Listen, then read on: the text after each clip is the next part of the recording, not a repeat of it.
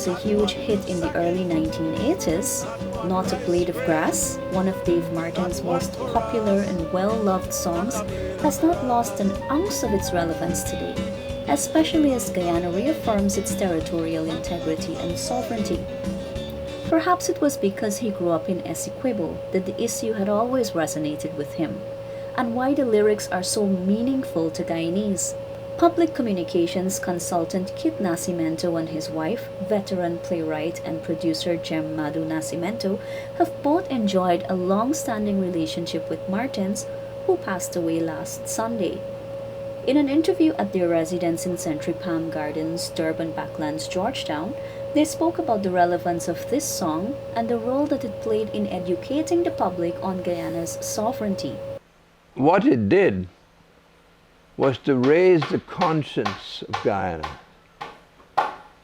as to the danger we faced by a powerful country that was setting out to seize two-thirds of our country. It made Guyanese conscious of that issue in a way that nothing else has ever done. People were so passionate about it that we were able in 1981 to say, this is like our anthem. It's a true patriotic feeling. And I think last December, that song was being played so much. And I think everybody from the smallest child know it now. Martins is said to have loved everything Guyanese, so that even when he lived abroad in different places, he never forgot about his roots. According to Madu, the other side of him that many do not know about is his work in theater. He also loved photography, and it is this passion that connected him with his wife, Annette Arjun. Madhu reflected on how Martins was smitten by Arjun's photos and how their romance blossomed as a result. Dave saw the pictures and he fell in love with the pictures, and he wanted to know who was the photographer. Then he fell in So love with after he left, he asked me, he said, can you give me the email address of the person? And so I said, okay, I'll get permission from her. I asked her, she said, no problem. So I got her email address, I sent it to him. and that's how that meeting took place. So because they share a deep passion for photography and photography of Guyana's culture and landscape and that sort of thing. Martin's wife Annette said she is eternally grateful to have shared 15 years of unconditional love, support, and especially shared passions for everything Guyanese with him, her soulmate. President Irfan Ali said he was deeply saddened to learn of the passing of Martins, a true Caribbean icon whose music was the heartbeat of the region. The president added that Dave Martins was more than just a musician, but a true Guyanese whose influence extended beyond borders, touching the lives of countless individuals.